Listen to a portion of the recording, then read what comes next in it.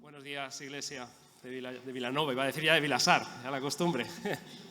Qué placer poder compartir esta mañana con vosotros, es una bendición poder reunirnos con hermanos de otros lugares, ¿verdad? Distintas formas de hacer un mismo Señor y un mismo Espíritu aquí y una misma palabra, que es lo que venimos también a escuchar en esta mañana.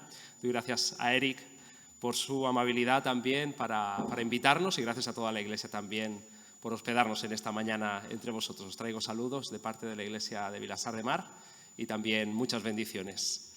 Pues sin más, si me queréis acompañar, hoy vamos a estar meditando juntos en un texto que encontramos en el Evangelio de Marcos.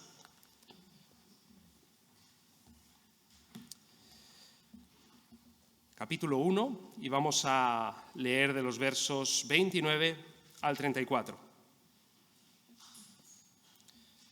Si me queréis acompañar, pues vamos a hacer esta lectura primero.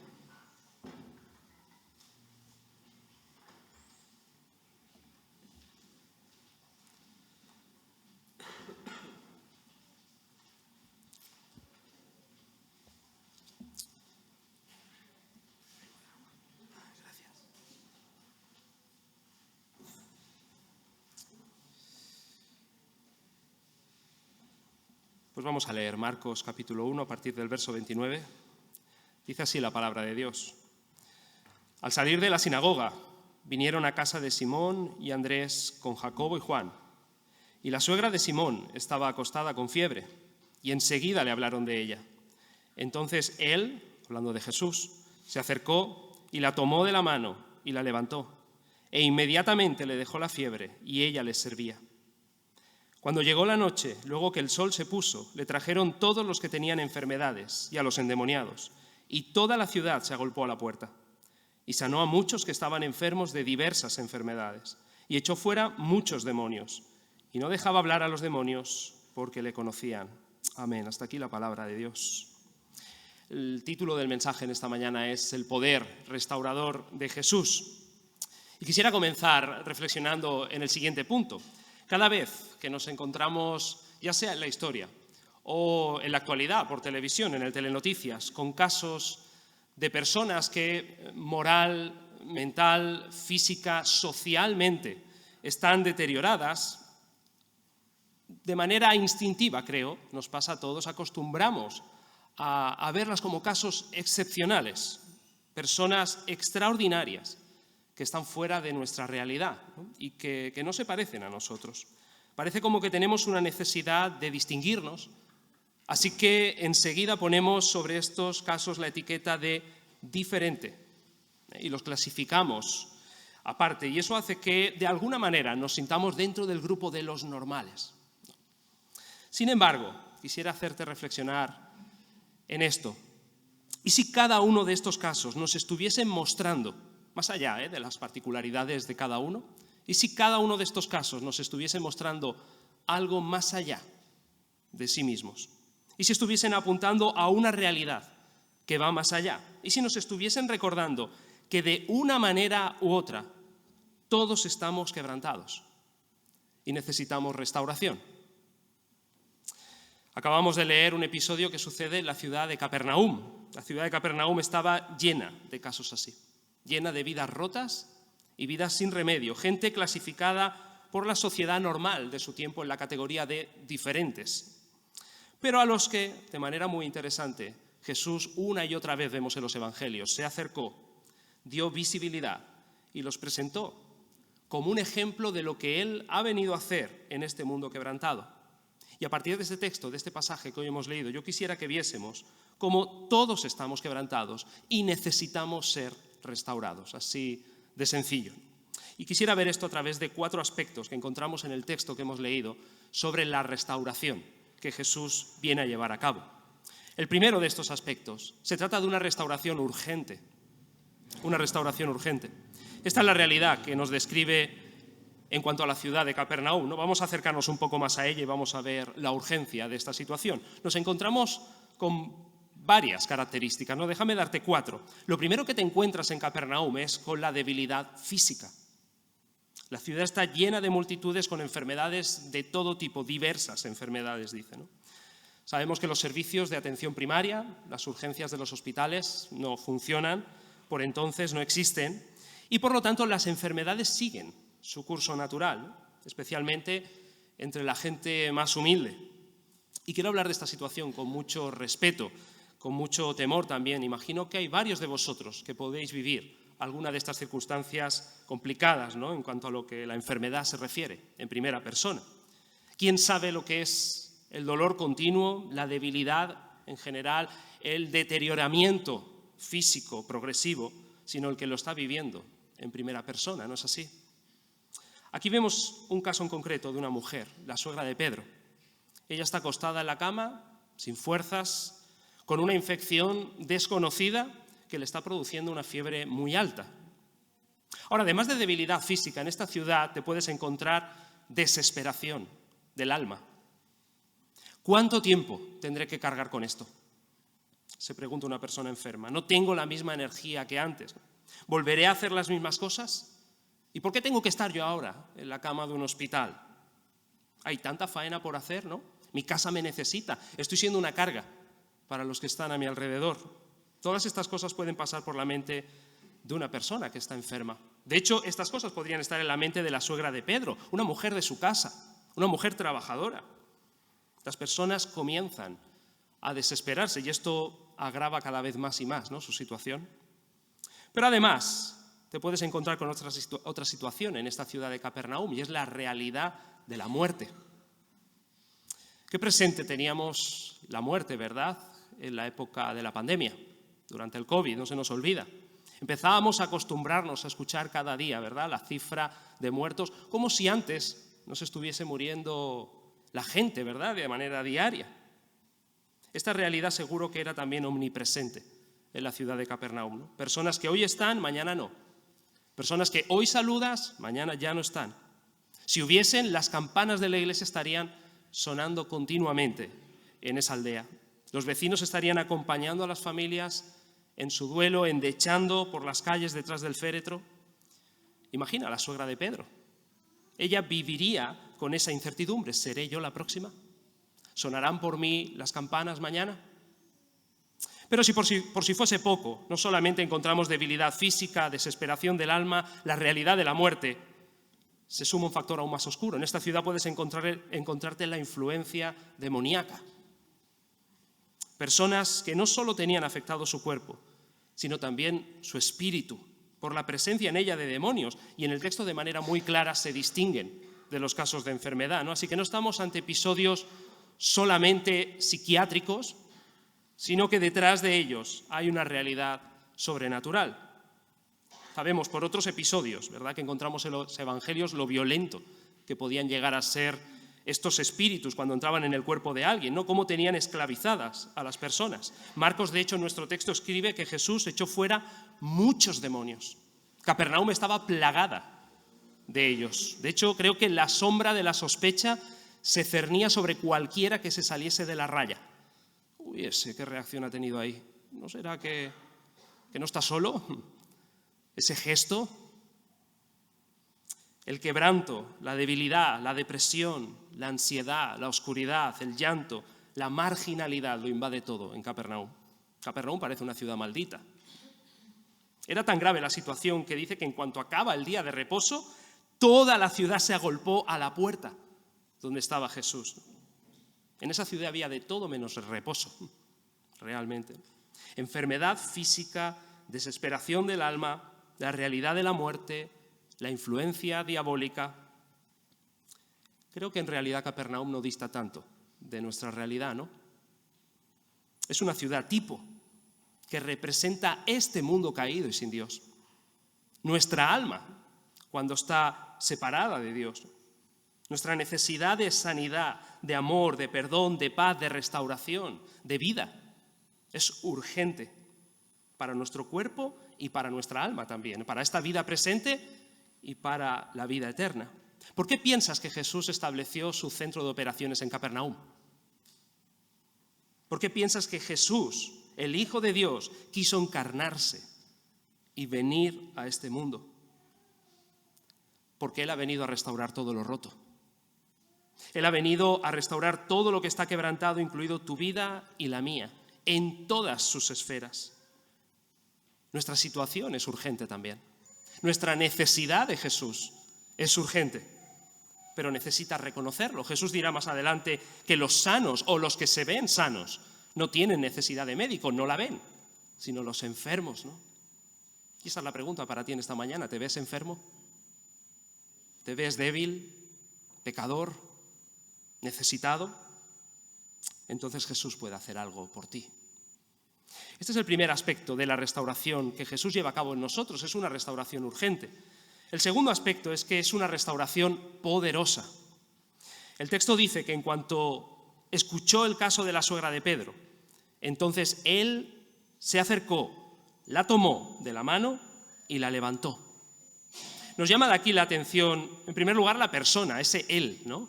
Ese él es el que lo cambia todo. Lo que marcó la diferencia en esa casa y en la ciudad de Capernaum es que Jesús estaba allí. ¿Qué es lo que se ha dicho de este él, de este Jesús hasta aquí? Solamente mirando este primer capítulo en el Evangelio de Marcos. Bueno, Marcos ha dicho que él es el Cristo, el Mesías, el libertador, en quien están todas las esperanzas de la humanidad puesta. Lo ha llamado también el Hijo de Dios encarnado, lo ha presentado como el Señor, esto es el Dios de Israel, lo ha presentado como el que bautiza con el Espíritu Santo a las personas. Sobre él se vio en su bautismo cómo de forma visible desciende el Espíritu Santo. Sobre él también se escucha una voz desde el cielo diciendo: tú eres mi Hijo amado, en ti tengo complacencia. Luego lo vas a ver en el desierto resistiendo a Satanás y mostrando también ya en este mismo día donde ocurren los hechos que hemos leído por la mañana su autoridad sobre los demonios en la sinagoga de Capernaum, ¿no? No está mal como carta de presentación, ¿no? Nos da mucha tranquilidad saber que tenemos a un médico en la sala, ¿verdad? ¿Cuánto más nos tiene que dar tener a Jesús entre nosotros? ¿Ya tienes a ese Él en tu vida? ¿Ya tienes a Jesús como Señor, como Salvador, como restaurador de tu vida? Eso tiene que cambiarlo todo. Pero no solo nos llama la atención aquí la persona, ese Él, sino también el método que utiliza. Y el misterio del método que Jesús usó con la suegra de Pedro es que no tiene ningún misterio. 3 verbos se dicen. Se acercó, la tomó y la levantó. Y dice que inmediatamente le dejó la fiebre, ¿no? Su sola presencia sirvió para sanar a esta mujer. Incluso en su evangelio, Lucas, un médico, él explica este episodio diciendo que reprendió a la fiebre. Igual un término poco, no sé qué diría el colectivo de médicos de la época, reprendió a la fiebre, como si estuviese hablando de un demonio, ¿no? No que lo era, pero cuando Jesús se acerca, su presencia echa fuera todo lo que sea intrusivo, todo lo que sea invasivo en el mundo que Él ha creado.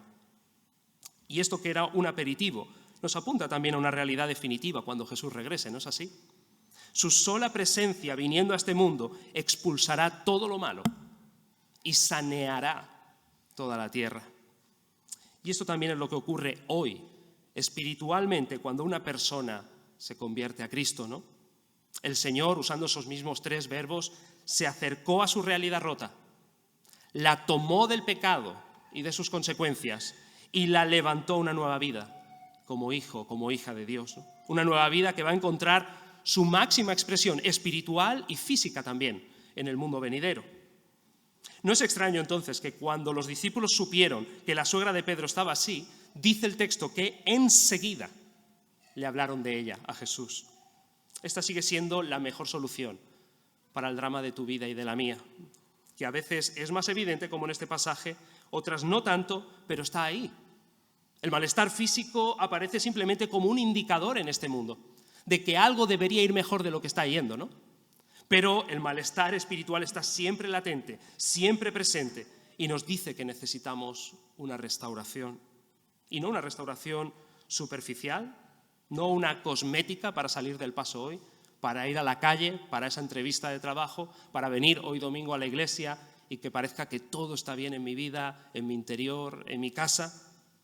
No como la que puedes encontrar en la religiosidad, en terapias de autoayuda o en ese pensamiento positivo de que todo saldrá bien. Necesitamos una restauración poderosa que prometa cambios en la mente, que prometa cambios en las inclinaciones, en tus afectos, en la voluntad, incluso un día en todo el organismo, para ser completa. Y la solución solo puede ser la misma que optaron estos discípulos. Lleva tu caso enseguida a Jesús, que es el Hijo de Dios. El tercer aspecto que quisiera compartir con vosotros sobre esta restauración que Jesús lleva a cabo es que es una restauración completa. Y vemos esto de nuevo en el caso de la suegra de Pedro, cuando se dice que inmediatamente le dejó la fiebre y ella les servía. Y aquí vemos las dos caras, ¿no?, de una restauración completa, el círculo completo. Por un lado, Jesús acaba con la debilidad, pero no la deja así. Por otro lado, la llena de energía. Jesús acaba con su debilidad. Ella en un momento está tumbada en la cama, tiritando, sin fuerzas, con dolor en todo su cuerpo, sin poder hacer nada. Has pasado por uno de esos procesos víricos, ¿verdad? Y en un solo momento esta mujer está otra vez de pie, llena de fuerza física y energía mental también, y comienza a trabajar y a servir a todos los que habían en aquella casa, incluido también a Jesús, que la había sanado. Qué imagen tan preciosa, ¿no? Tú puedes darte cuenta del doble milagro que hay aquí cuando lo comparas, como decía, con una situación tuya, ¿no? Seguramente cuando hemos pasado algún proceso vírico de fiebre, ¿no?, como por ejemplo la gripe, pues hemos pasado días en cama, con fiebres altas, y lo normal no es que de un instante a otro tú te levantes con toda tu energía física y mental y salgas a correr, ¿verdad? Te vas dando cuenta, y esto a medida que vamos creciendo, ¿verdad?, yo me voy dando cuenta de que ya no recuperas igual o tan rápido, ni física ni mentalmente, ¿eh? Hasta que llega otra vez a estar la cabeza en su sitio, pasan unos días, ¿no? En este caso no, la mujer en un instante tiene toda la energía que se pueda tener en un organismo físicamente y mentalmente, tanto como para ponerse a servir. El último libro de la Biblia, Apocalipsis, con sus imágenes, ¿verdad?, de la realidad tan gráficas, tan impresionistas, nos pinta una imagen muy parecida. Nos habla de esa realidad de la ciudad celestial, y allí dice que hay un árbol de la vida. Esto está en Apocalipsis capítulo 22, verso 2, allí está el árbol de la vida. Dice que sus hojas son para sanidad de las naciones, ¿no? Y la presencia de ese árbol va a sanar, va a dar vitalidad continua a los creyentes por los siglos. Y justo un verso después dice, y sus siervos les servirán. Otra vez encuentras ahí la misma dinámica, una restauración completa, sanidad y servicio. Y esto nos muestra la restauración completa que Jesús ha venido a hacer en nuestra vida y en este mundo. No solamente ha venido a sanar lo enfermo, sino a rehabilitar a personas para la vida. Él no solo ha venido a limpiar lo que está sucio en nosotros, sino también a traer un nuevo orden. Jesús no viene solo a perdonar pecados, Él viene a darnos el Espíritu Santo. Él no ha venido solo a justificar a pecadores, sino a santificar a creyentes también y a capacitarlos para servir a Dios y a su reino. Y esto es interesante, especialmente también cuando pensamos en presentar la fe cristiana. La fe cristiana no está solo para señalar lo malo que debe desaparecer del mundo, sin duda eso forma parte, pero también para mostrarle lo bueno que le espera si entrega su vida a Jesús. La vida cristiana, usando esa imagen de Pablo, no consiste solo en desvestirme del mal, sino ahora revestirme también del bien. El Señor no vino y dio su vida por nosotros para dejarnos ahora limpitos, quietitos y sentaditos hasta que esperemos el cielo un día, ni mucho menos. Él ha venido a transformarnos y a emplearnos para su reino, para que su reino a través nuestro se muestre en este mundo que está roto, ¿no?, a través de nuestra vida de servicio y de amor. Y en esta mujer, en esta suegra de Pedro, encontramos toda esa dinámica, toda esta restauración completa, ¿no?, en manos del Señor. Y es la misma que encontramos en nosotros, ¿no? En un momento estamos incapacitados, invadidos por la infección del pecado, y en un instante, de nuevo, cuando el Señor se acercó, nos tomó y nos levantó, llenos de energía, capacitados por su Espíritu y empleados ahora en el servicio al Señor, según las posibilidades de cada uno, ¿no? El Señor nunca deja las cosas a medias. Y te pregunto, ¿estás viendo este proceso de restauración completo en tu vida? Esta dinámica, este ciclo entero, sea cual sea hoy nuestra condición, nos encontremos en el estado en el que nos encontremos, físico, espiritual o ambos, vayamos cada día a este árbol de la vida. Vayamos cada día en una relación personal a Jesús y comamos de sus hojas para que seamos sanados y para que Él nos llene de energía también, de nueva visión, de fortaleza espiritual para poder servirle. Y con esto llegamos al último aspecto que quisiera destacar sobre la restauración que Jesús lleva a cabo en nosotros. Hasta aquí hemos dicho que es una restauración urgente, una restauración poderosa, una restauración completa. Finalmente, es una restauración costosa. El día ha sido largo, ¿no? Han habido episodios fuertes. No lo hemos leído, pero el texto anterior al nuestro encontramos ahí a Jesús por la mañana predicando en la sinagoga. Luego tiene un encuentro allí muy violento con un hombre endemoniado. Y después tiene la intervención sobre la suegra de Pedro, ¿no?, en su casa. Podríamos decir, ministerialmente, es un día bastante completito, pero no ha terminado. Nuestro texto acaba diciendo que cuando llegó la noche, luego que el sol se puso, entonces aquí ya nos encontramos fuera del día de reposo, entonces le trajeron todos los que tenían enfermedades y a los endemoniados, y toda la ciudad se agolpó a la puerta. ¿Tú te imaginas lo que sería eso después de todo ese día? Humanamente hablando, porque quizá a veces se nos olvida esto, ¿verdad?, cuando hablamos de Jesús. ¿Cómo acabaría Jesús después de semejante campaña de sanación? No solo eso, después de encontrarse con este panorama de dolor, emocionalmente hablando también, ¿no? Historias rotas, escuchando una a una. Marcos dice que sanó a enfermos de diversas enfermedades. No pienso que hizo una sanidad general. Jesús conoció historia por historia, escuchó persona por persona, empatizó caso por caso, lloró con el que llora. ¿Tú te imaginas después de semejante panorama de dolor, de vidas miserables, de almas preciosas que tienen un valor eterno, rotas? Vemos momentos en su travesía donde Jesús acaba agotado físicamente también.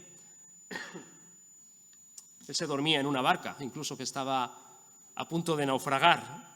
Lo vemos también al lado de la tumba de su amigo Lázaro, ¿verdad?, llorando por lo que la muerte puede llegar a hacerle a una persona y a su entorno. De hecho, solo hay que hablar con médicos, con enfermeras que están en los hospitales atendiendo a esa gran cantidad de personas. De nuevo, nos podemos acordar de la pandemia, cómo tenían que vivir allí el horror, la desesperación, el agotamiento, la frustración día tras día. Muchos de ellos incluso tuvieron luego que coger una baja laboral, necesitar ayuda psicológica. Podríamos decir que esta sería una noche para Jesús, psicosomáticamente hablando, agotadora. Sin embargo, mira lo que hizo. Sanó a muchos que estaban enfermos de diversas enfermedades y echó fuera muchos demonios aquella noche. Agotado para sanarnos, quebrantado para restaurarnos. ¿Y no es este el mensaje del Evangelio? Una restauración costosa. Mateo es interesante en su Evangelio, acaba esta sección citando estas palabras del profeta Isaías, capítulo 53, que expresan muy bien la situación que está viviendo Jesús a nivel interno, ¿no? Él dice, Él mismo tomó nuestras enfermedades y llevó nuestras dolencias.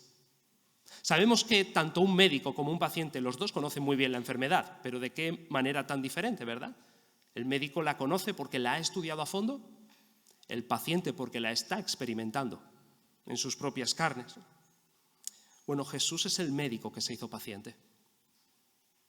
Él conoce todo el quebranto de este mundo, de tu vida y de la mía, y lo ha experimentado en sus carnes. La realidad definitiva de toda esta historia la vamos a encontrar en otro episodio, al final del Evangelio, un día cuando el sol también se oscureció, cuando la gente también se agolpó, en ese caso no para pedir su ayuda, pero sí echó sobre él toda su enfermedad, toda su maldad, todo su pecado. Sobre aquella cruz del Calvario, su cuerpo humano se debilitó hasta el extremo. Su alma se desesperó hasta gritar al cielo. La muerte también se realizó sobre su vida y los demonios alrededor de él, crujiendo los dientes para destruirle. Toda esa realidad en Capernaum cayó sobre sí y Jesús sufrió todo eso de manera voluntaria. Pagó todo ese precio para sanar a muchos y para expulsar toda obra del mal en este mundo, en tu vida y en la mía, para siempre. Jesús se identificó con nosotros, Él cargó nuestro quebranto, Él sufrió nuestra infección, Él murió nuestra condenación, Él pagó nuestro pecado y sufrió las consecuencias de un mundo caído sobre sí mismo, quebrantado para restaurarnos. Entonces, si Dios entregó a su Hijo por nosotros, si Jesús permaneció inmóvil sobre esa cruz, ¿cómo no va a querer darnos todo lo demás ahora? ¿Cómo ahora no te va a querer acompañar en tu enfermedad? Mullirá tu cama, dice el salmista, en tu dolor, en tu pérdida, en tus lágrimas, en tu arrepentimiento. ¿Cómo Él no va a estar ahí? ¿Cómo no va a estar contigo incluso en la hora de la muerte? ¿Cómo no va a estar presente hasta en la tumba mismo? ¿Cómo no te va a llevar con Él? ¿Cómo no te va a querer resucitar en el día final? Dice el Salmo 103, Él es quien perdona todas tus iniquidades, el que sana todas tus dolencias, el que rescata del hoyo tu vida, el que te corona de favores y misericordias y el que sacia de bien tu boca, de modo que te rejuvenezcas como el águila. Hacemos bien en llevarle cualquier caso a Él. Como nos enseña la Biblia, Él mismo padeció siendo tentado y es poderoso para socorrer a los que son tentados también. Él es capaz porque por su poder divino y por su comprensión humana también de tu situación y de la mía. Así que ponte en sus manos con fe, con una fe valiente que no duda, con una fe humilde también que reconoce cómo Él sabe restaurarte, de qué manera, en qué momento. Jesús dijo, venid a mí todos los que estáis trabajados y cargados, y yo os haré descansar. En Jesús toda aquella gente de Capernaum, gente quebrantada, encontró el descanso que no habían encontrado en todo aquel día de reposo. Es Jesús y en Él que nuestra alma cargada, incluso nuestro cuerpo enfermo también, y este mundo roto y agotado, encuentra el verdadero día de reposo. Él fue quebrantado para restaurarnos. Así que reconócele cada día como tu restaurador, como tu sanador, como tu salvador, todos los días. Concluyo.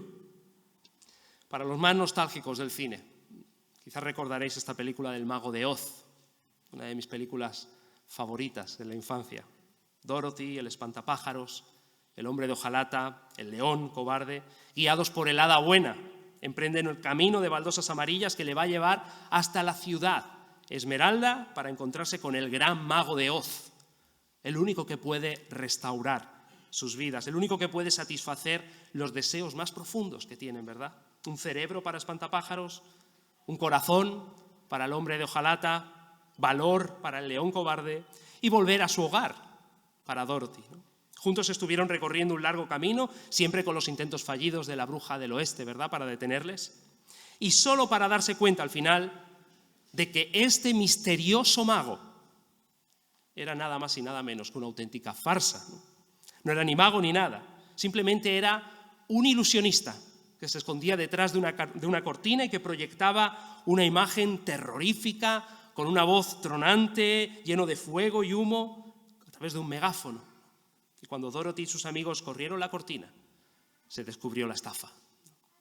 ¿Por qué explico esto? Bueno, para muchos la fe cristiana es como ese camino de baldosas amarillas, ¿no?, que no lleva a nada. Sin embargo, esta no fue la experiencia de todas aquellas personas quebrantadas que se acercaron a Jesús en la Palestina del siglo I. Todas ellas se acercaron a Jesús quebrantadas y volvieron a casa completamente restauradas. Y este sigue siendo hoy el testimonio de miles y miles de personas que se ponen en las manos de Jesús a lo largo de la historia. Hay una frase que dice algo así, si no recuerdo mal, era: no confíes en alguien o no pongas tu vida en manos de alguien que te quiera ayudar y no presente heridas. Algo así decía. Bueno, Jesús no es como ese mago que está en su palacio de Esmeralda, escondido detrás de una cortina y proyectando hacia el exterior una imagen que en realidad no es. Él fue el que dejó el cielo. Él se sumergió en nuestra realidad rota. Jesús hoy se dirige a ti como una persona quebrantada, a una persona quebrantada, y puede comprenderte. Él cargó nuestra enfermedad, nuestro dolor. Él llevó sobre sí toda nuestra vida quebrantada y nuestro destino miserable y lo clavó en aquella cruz con Él. Y luego resucitó. Y de esta manera hoy se nos presenta como el único que puede restaurar de verdad este mundo. y a cada uno de los que nos ponemos en sus manos con fe. Así que no busques esa restauración en cualquier otro camino que te presenten, por llamativas que sean sus baldosas. Busquémosla siempre en aquel que dijo: yo soy el camino, la verdad y la vida. Pongámonos en sus manos. Amén. Vamos a orar, si os parece. Padre, gracias te damos por tu palabra, que es viva y eficaz y que nunca volverá a ti vacía. Ella trabaja en nuestros corazones. Que en esta mañana, con tu Espíritu Santo, esté trayendo mucho fruto a cada una de nuestras vidas, en esta iglesia también, Señor. Gracias te damos, Padre, por presentarnos a tu Hijo Jesús. Gracias te damos por la obra de salvación que Él ha llevado a cabo, la conquista del mal, morir en aquella cruz y resucitar para darnos ahora esperanza a todos los que confiamos en Él. Fortalece nuestra fe. Ayúdanos, Señor, diariamente también con el pecado, pero también con las aflicciones, con las ansiedades, con los temores, con el dolor, con la enfermedad, con la desesperación, con la frustración. Ayúdanos, como aquellos discípulos, a llevar nuestro caso enseguida a Él, a ponerlo en sus manos, confiando en que Él sabe cómo ocuparse de nosotros, Él sabe cómo socorrernos, que si dio su vida por nosotros, Él ahora no nos va a dejar. Fortalece nuestra fe en esta mañana, Señor, en todos los momentos y circunstancias de nuestra vida y hasta la hora de la muerte también, porque Él no nos dejará. Gracias te damos, Padre, por este Evangelio. En el nombre de Jesús. Amén y amén. Que el Señor os bendiga.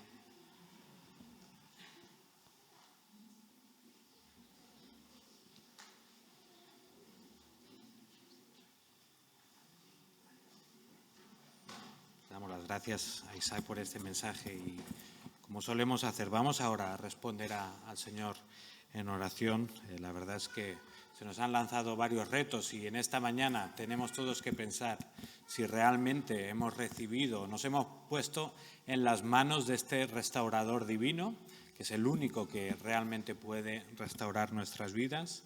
Y si ya estamos en sus manos, podemos preguntarnos también si estamos viviendo como personas restauradas y si estamos ayudando a que otros puedan conocer al restaurador. Vamos libremente a responder con oraciones sencillas, oraciones cortas, pero oraciones de ayuda y de clamor al Señor.